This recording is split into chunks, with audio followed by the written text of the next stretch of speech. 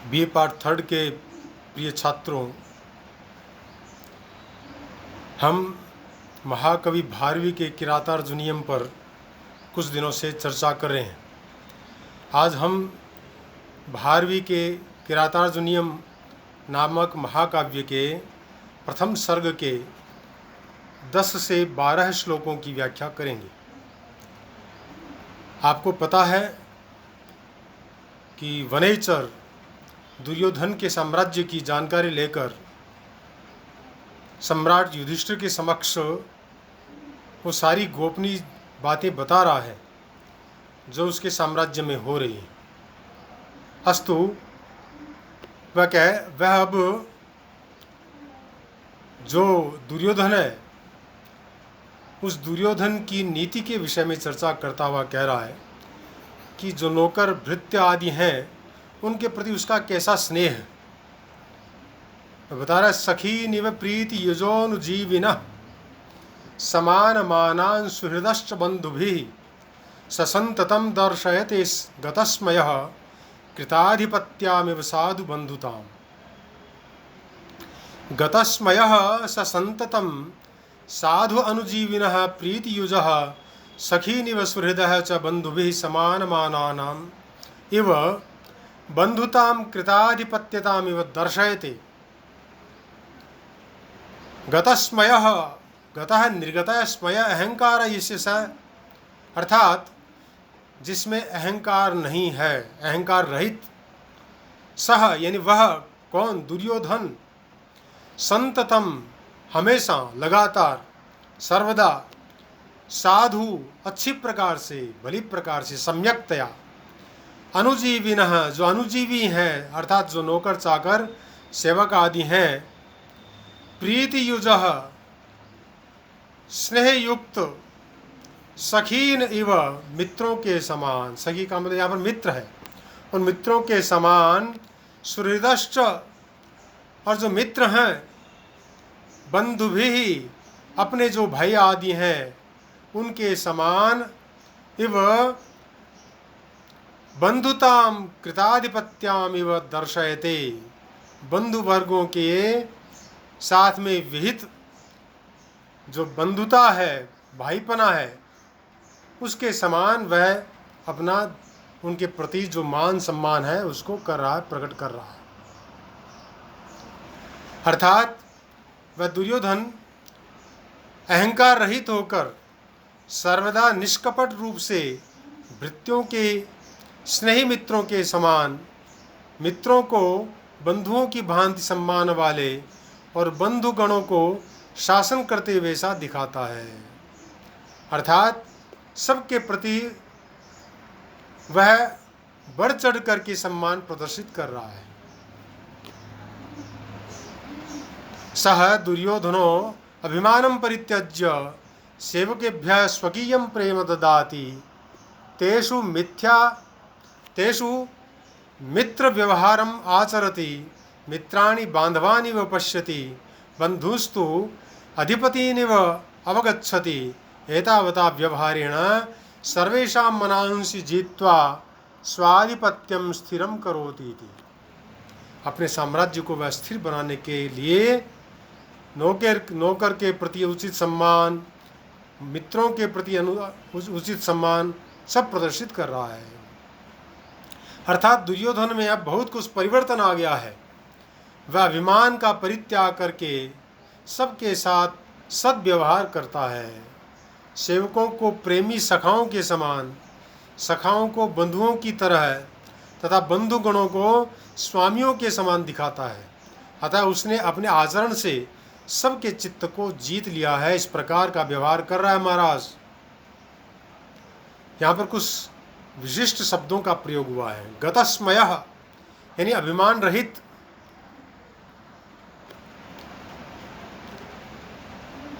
निरवलेपः गतः स्मयः यस्य सः इति, दर्पोवलेपो विष्टम्भस् चित्तोद्रेकः स्मयो मदः। अमर कोश में ये इस प्रकार से स्मय जो है उसके अर्थ को बताया गया है, यानी अभिमान रहित। स दुर्योधनः अर्थात स से यहाँ पर दुर्योधन का बोध होता है। संततम हमेशा सम उपसर्ग पूर्वक तन धातु से तय प्रत्यय कर दिया गया है। अनुजीविनः यानी सेवकों को, नौकर चाकर आदि जो हैं उनको, अनुजीवंती इति अनुजीविनः अर्थात जो किसी पर निर्भर रहता है जीने के लिए वह अनुजीवी कहलाता है। अनुपद पूर्वक जीव धातु से कर्ता के अर्थ में णिनि प्रत्यय करके और ताच्छिल्य अर्थ यहाँ पर प्रदान किया गया है। द्वितीया का बहुवचन का रूप है, यह दर्शयते क्रिया का कर्म है। प्रीति युजः यानी स्नेह युक्त, प्रीत्या युज्यन्ते ये तान इति प्रीति युजः। प्रीति उपपद पूर्वक युज धातु से कर्ता के अर्थ में क्विन प्रत्यय का यहाँ पर विधान किया गया है।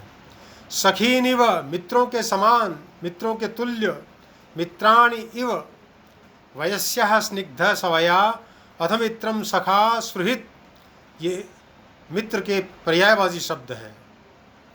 सुहृदश्च मित्रों को, सुशोभनम हृदयम येषाम ते सुहृदः, तानिति सुहृदः अपने मित्रों को, दर्शयते का कर्म है, बंधु भी अपने बंधुओं से, यानी स्वजन ही तृतीया का बहुवचन का रूप है। बध्नन्ति प्रेमणा इति बांधवः, तही इति बंधु से उन प्रत्यय कर दिया गया है। समान मानान समान आदर के पात्र, समानः मानः येषाम तान इति समान मानान द्वितीया का बहुवचन का रूप है, ये बहुव्रीहि समास है। यहाँ पर मन धातु से घय प्रत्यय कर दिया गया है। बंधुताम यानी बंधु वर्ग का, बंधुनाम समूहो बंधुता, यहाँ पर जो तल प्रत्यय है वह तल प्रत्यय समूह अर्थ में है। समूह अर्थ में ग्राम जन बंधु सहाय भ्यस्तल इस सूत्र से हुआ है। और तलंत जो भी शब्द होता है वह नित्य स्त्रीलिंग में ही रहता है। इस प्रकार से कुछ और शब्द हैं जिनको हमें अच्छी तरह से जान लेना चाहिए। कृताधिपत्यामिव स्वामी के समान बना करके, विहित स्वामित्वम इव अर्थात कृतम आधिपत्यम यस्याः सा कृताधिपत्यता तामिति कृताधिपत्यामिव बहुव्रीहि समास है। यहाँ पर अधिपाति इति अधिपति अधि उपद पूर्वक पा धातु से रति प्रत्ययकर्ता के अर्थ में यहाँ पर हुआ है। और उसका भावाचक शब्द बनाने के लिए यहाँ पर अधिपति को यक प्रत्यय भाव में प्राप्त हो गया है। पत्यंत पुरोहितादिभ्यो यक सूत्र से यक प्रत्यय यहाँ पर प्राप्त हुआ है। यह ब्राह्मणादिगण में परिगणित अधिपति से श प्रत्यय अधिक उचित होता है। दर्शयते प्रदर्शित करता है, ये क्रियापद है। दृश्य धातु जो कि निजंत है, प्रेरणार्थक है। लट लकार में यहाँ पर ते प्रत्यय की प्राप्ति होकर के दर्शयते ऐसा बनता है। हेतुमति च नियम से प्रेरणा के अर्थ में यहाँ पर निस प्रत्यय प्राप्त होता है। निचश्च नियम से आत्मनेपद हो गया। यहाँ दर्शन व्यापार का फल कर्ता दुर्योधन को प्राप्त है, अतः आत्मनेपद होता है। णेरणौ यत् कर्मणौ चेत स कर्ता अनाध्याने सूत्र से मल्लिनाथ द्वारा आत्मनेपद का विकल्प भी दिया गया है। यदि ण्यंत दशा में भी वही क्रिया कही जाए जो अण्यंत में कही गई है और अण्यंत का कर्म ण्यंत में करता हो तो ण्यंत धातु से आत्मनेपदी होता है। पर आत्मनेपदी का प्रयोग वो उत्कंठापूर्वक स्मरण में नहीं होता है, यथा णिस के बिना प्रयोग होता है। अनुजीविनः तम पश्यन्ति समानमानाः सुहृदः तम पश्यन्ति इति बंधुता तम पश्यति। णिस के साथ सह अनुजीविनः आदि अथवा अनुजीवी भी आदि आत्मानं दर्शयते। णेरणौ यत् कर्मणौ चेत स कर्ता अनाध्यायी सूत्र से यहाँ भी आत्मनेपद होता है। अण्यंत की दर्शन क्रिया ही ण्यंत में भी है।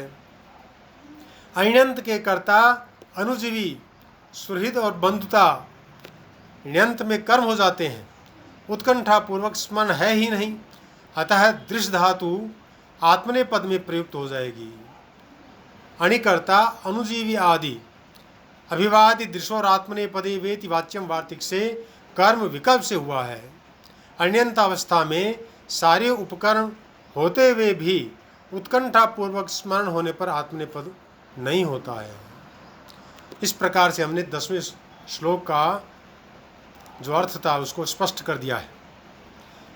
आगे वह जो दुर्योधन है वह त्रिवर्ग यानी धर्म, अर्थ और काम के विषय में किस प्रकार से अपने जीवन को बना रखा है, तो सावधान होकर के वह इनके विषय में आचरण कर रहा है। इसके विषय में बताता हुआ वह कह रहा है, असक्तमाराधय तो यथा यथम विभज्य भक्त्या समपक्षपातया गुणानुरागादिव सख्यमीवान न बाधते त्रिगुण परस्परम। इसका अन्वय है, यथा यथम विभज्य समपक्षपातया स भक्त्या असक्तम आराधयत यस्य त्रिगुण गुणानुरागात् सख्यम ईवान इव परस्परम न बाधते।